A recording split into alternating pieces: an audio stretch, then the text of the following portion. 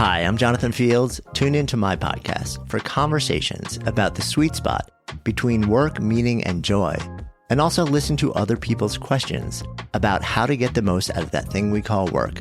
Check out Sparked wherever you enjoy podcasts. From LinkedIn News, I'm Jessie Hempel, host of the Hello Monday podcast.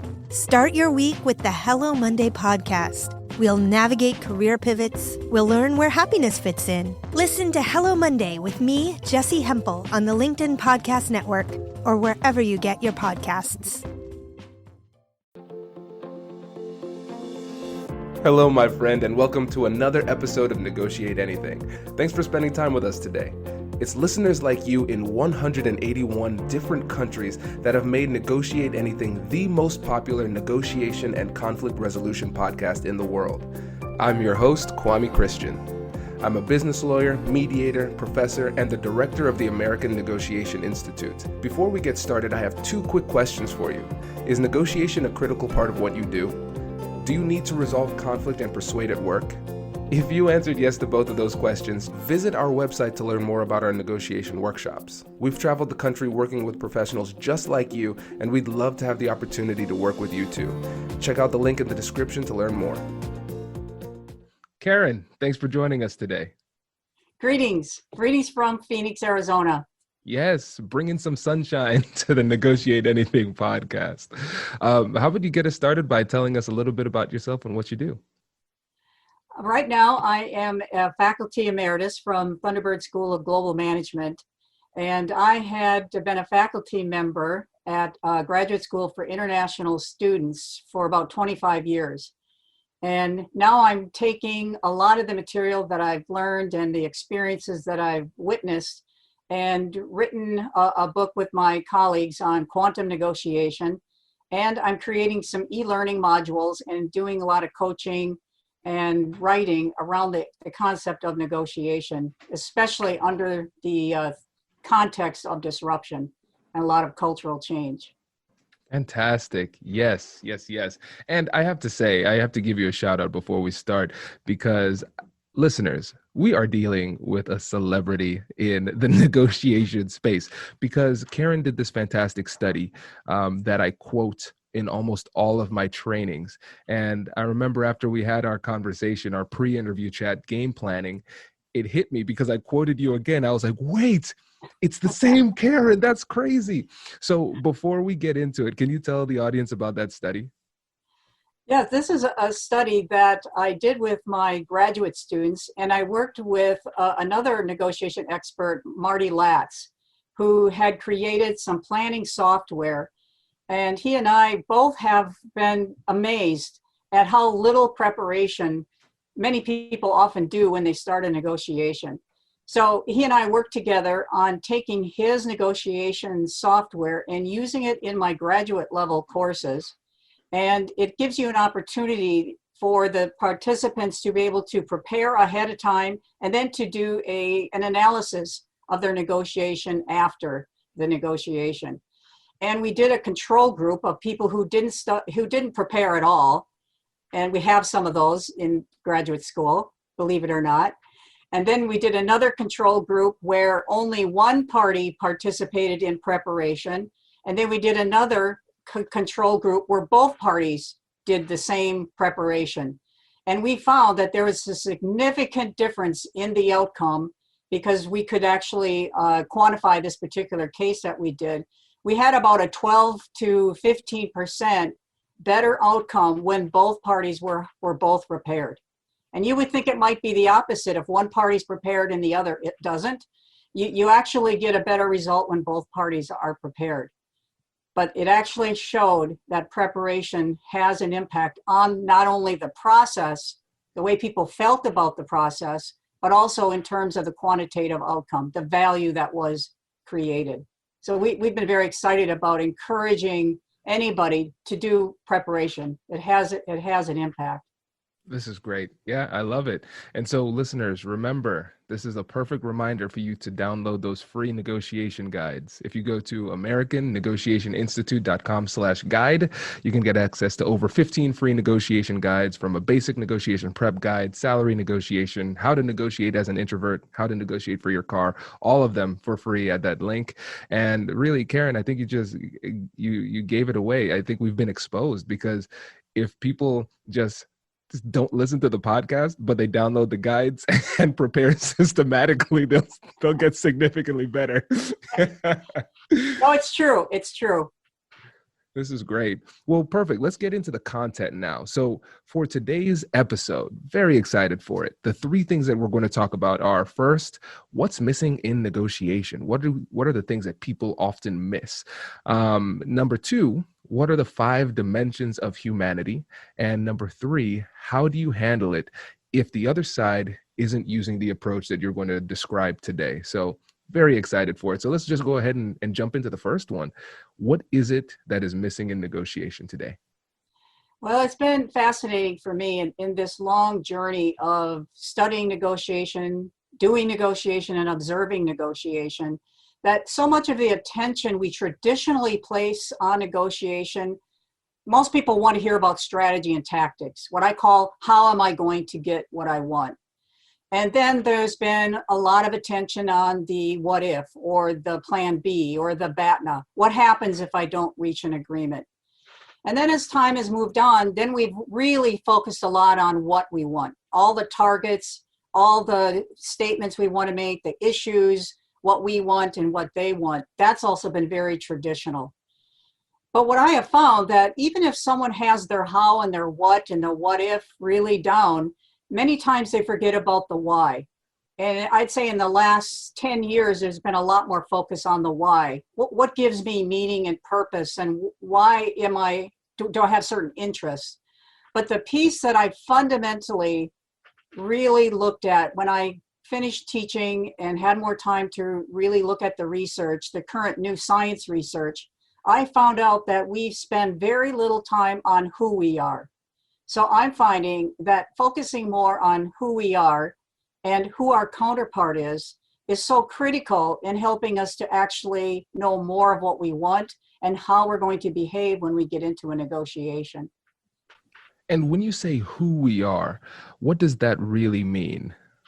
So what I love about this piece is that because of what we're learning in the world of, as I said, new science, neuroscience, in quantum physics, in the stuff on coherence, mind, body, spirit, energy of the body, that I find that once we understand and actually have a deeper awareness, some would call it a mindfulness or an attention to what I will call our 5 human dimensions. And I can talk a little bit more specifically about that as we move forward. But I'll say briefly that knowing who we are on all of those human dimensions and understanding our cultural perspective, our cultural values, our cultural perspective actually helps us to become much more empathetic to understand who our counterpart is. And many times I find that the best negotiations break down because we really don't understand that as who, we are seeing a different story of the picture or of life or of what we need. And we can actually alienate someone else when we just don't even understand what their perspective of their take on life is. Does your company invest in professional development training? If you believe that your team would benefit from a negotiation workshop, all you need to do is go to our website, fill out the workshop request form, and then we'll set up a time to chat. These workshops are completely customizable, and we've done them all around the country. Negotiation and conflict resolution skills are beneficial across all professions, but they're especially useful in procurement, purchasing, sales, sourcing, and contract management. Our calendar is filling up quickly, and we even have some workshops scheduled for next year. If you think you might want one, I'd suggest reaching out soon so you don't miss out. Check out the link in the description to learn more. And now, back to the show. Brace the rudders! Raise the sails! Raise the sails! Captain, an unidentified ship is approaching. Over. Roger. Wait, is that... An enterprise sales solution? Reach sales professionals, not professional sailors. With LinkedIn ads, you can target the right people by industry, job title, and more. We'll even give you a $100 credit on your next campaign.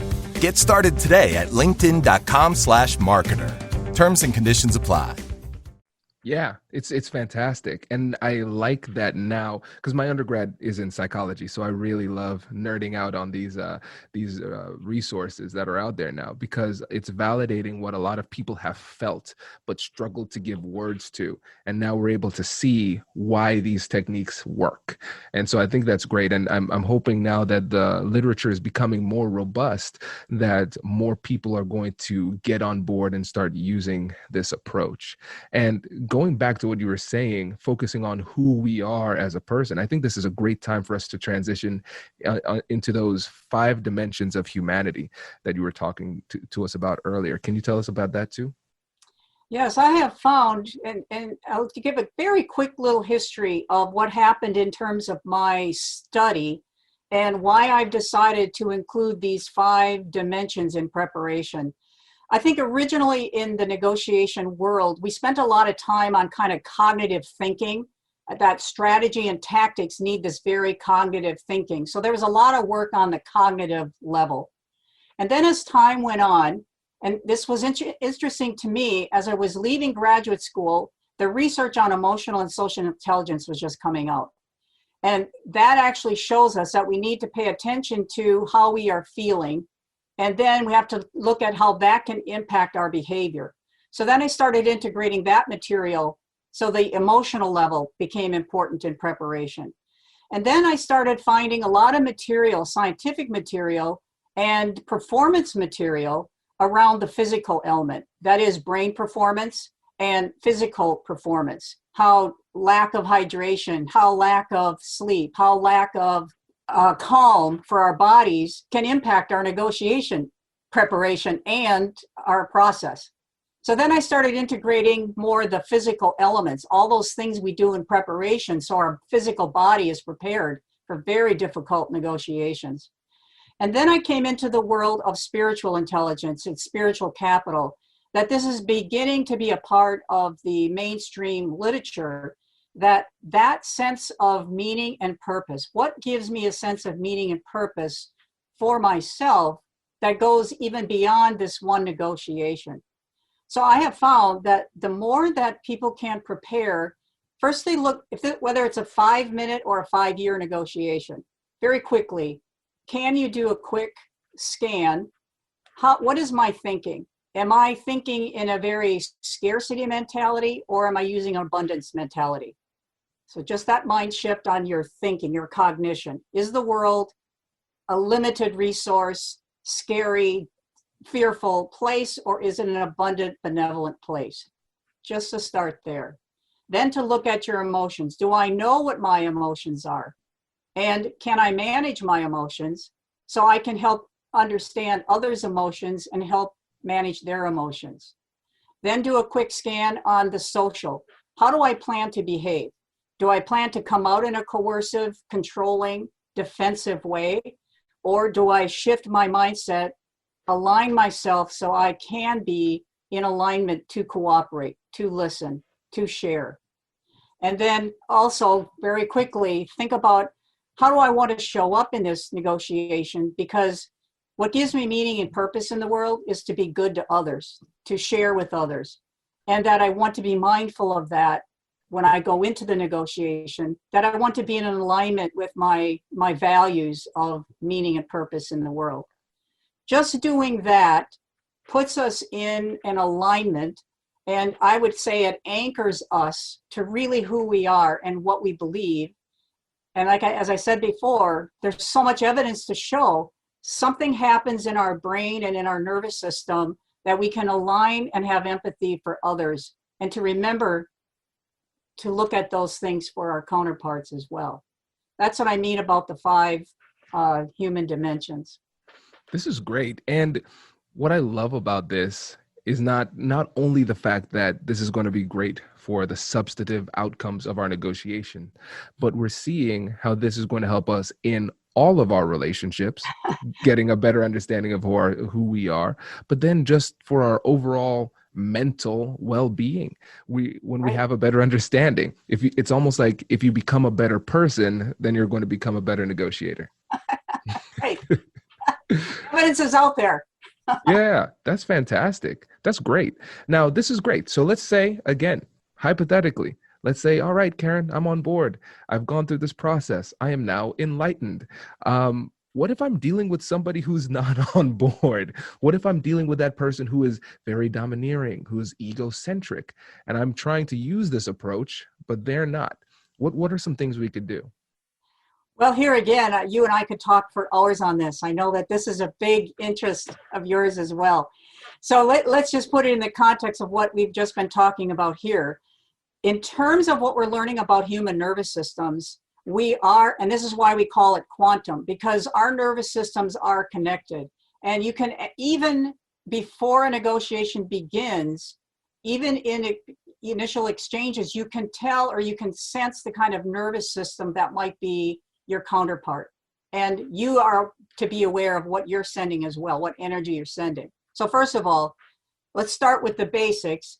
If I'm completely aligned and my nervous system is aligned, I know what I want. I've done my other part preparation. I know what I want and why I want it. And I know that how I want to get it, I want to use problem solving, integrative negotiation strategy, and all my tactics are going to align with that. And I also know what my plan B is, my BATNA, my alternative. I have all that preparation. I am in a nervous system that is calm. First of all, to encounter someone who has an extremely imbalanced nervous system or is not mindful of what is managing their nervous system, and even those who actually use hardball tactics as their go-to strategy, just at first, we always call this kind of a stage-in strategy. You start with pull strategies, all of the ways that you can listen, you can find common ground. Always you're looking for what is in their self-interest. They wouldn't be there if there wasn't something in their self-interest. And how can their self-interest become more abundant with the two of you working together? So normally what we find in the research that's done a lot on this is that there's really only, let's say, 2% of the population that has true clinical narcissism itself.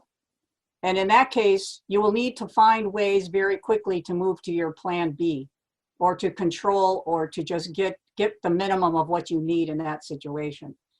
However, most of the population doesn't have clinical narcissism, but once they see that it's in their self-interest to cooperate, like you said, to not be resistant, they're going to have less time devoted to this, less conflict, less resources. They're going to get what they need quicker. So if it's in their self-interest, they will change the game, and you're leading the game. And ultimately, you can find that even you can say, well, we agree to disagree. And just to say no, because based on your anchor, on your needs, you can't find what you need together, you can walk away and you can still maintain an open potential for future negotiations with each other, because you have managed the process in a way that doesn't completely alienate or destroy any relationship you might have had in that situation. Yeah. And I really like the way that you ended that too, with managing the process, because that's really what we're trying to do. When we think about negotiation as a process, we want to almost think about it in terms of leadership. That's the way I like to think about it. I am leading this negotiation, not in a controlling or domineering way, but through my example, I want to demonstrate how we are supposed to negotiate. And the thing is, people might listen to you and say, oh, Karen sounds really nice. And they might listen to me and they say, oh, Kwame's really nice. But both of us, we've had our negotiations and they all haven't been nice, right? We've been in situations where they haven't been nice. I still practice. So in addition to doing my work with the American Negotiation Institute, doing trainings and conflict resolution trainings and negotiation trainings, I still practice as a business lawyer at Carlisle, Patchen and Murphy here in Ohio. And I know opposing counsel, I mean, most of them are great to work with. Some of them aren't, but you can still maintain this demeanor and be very respectful and mindful, and still maintain your interest in mind and be assertive in the context of the negotiation. And so, what are some things that you've been able to do to be assertive while still maintaining this type of mindful approach in your negotiations? Well, can I give you an example here? And first of all, by the way, I want to say I'm so impressed with the work that you're doing. Thank you. It's just Appreciate awesome. So let me give you an example of how I've had to practice this as a faculty member, and maybe you can relate to this. Being on a faculty is not all roses and honey. And there's one of the problems I think with faculty in general is that we all are experts in what we do and tend to be very inflexible about the way we want to approach the ideas and the themes and the projects. So I would find that more so than not, 90% of faculty are very difficult to negotiate with. So I was working for a director, a new faculty member who had just come in, and asked me to be the associate director of an organization that dealt with cross-cultural communication and negotiation. And one of his ideas when he first came in was that we should he asked me to go ask all the faculty to put together some programs where we would take students to contacts, either government or corporations in different countries around the world, and that they should all fit into this framework he wanted in this organization. And I had been at my university for 15, 18 years already. And I told him that we already do this. We have a program on this. You can't control faculty to do it within a certain program because they each have their individual contacts. And either summer term or winter term, they would take students to these amazing, powerful contacts they had around the world. And students got these marvelous experiences. So I told him we already were doing that.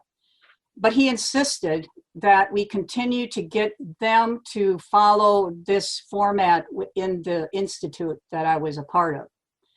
So I went back to faculty. Still nobody wanted to come into this institute. So the one day we had a meeting, and of course we always had to meet in his meeting, in his office, and it had a round table in the corner. He was sitting on one side and I was sitting kind of close to him in this round table. And all of a sudden he started yelling at me and getting very, I would say very disrespectful, just telling me that I needed to get this done. And he started to almost puff up, and I could almost feel his energy just get really dark. So he got really angry that I wasn't getting this to work in his way. So I got really shaky. So I had a pen in my hand and I just put that down on the table. And then I moved my chair back and I put my hands on my top of my thighs and my feet on the floor. And I took a couple breaths and then I sat back. And then I just said to him, "This must be really hard for you." And he said, "Yeah, this is really frustrating." And that was the end of the meeting and the whole case got dropped. But that was an example that I felt like yelling. But I know that's a no-win situation for me on many counts. I'm not as senior as he is. I'm a female working in a male-dominated industry. And I just felt there would be. So anyway, to me, that's an example of doing quickly my scan that I found I was really scared and I wasn't going to react on fear. And it had an impact on changing both of our nervous systems in that situation. Yes. Oh, I love this so much, Karen. Thank you for sharing that example, because that that I could feel the tension. Just hearing the story, I could feel the tension, where if I were in the situation, it's like, man, I want to slap this guy or I want to run away and cry in a corner. Neither of those options are very productive. Right. And for the listeners, you've probably heard me say this all the time. So in my book, Finding Confidence in Conflict, I talk about the compassionate curiosity framework, where the first step is acknowledge and validate emotions. Second step is getting curious with compassion. And then third step is joint problem solving.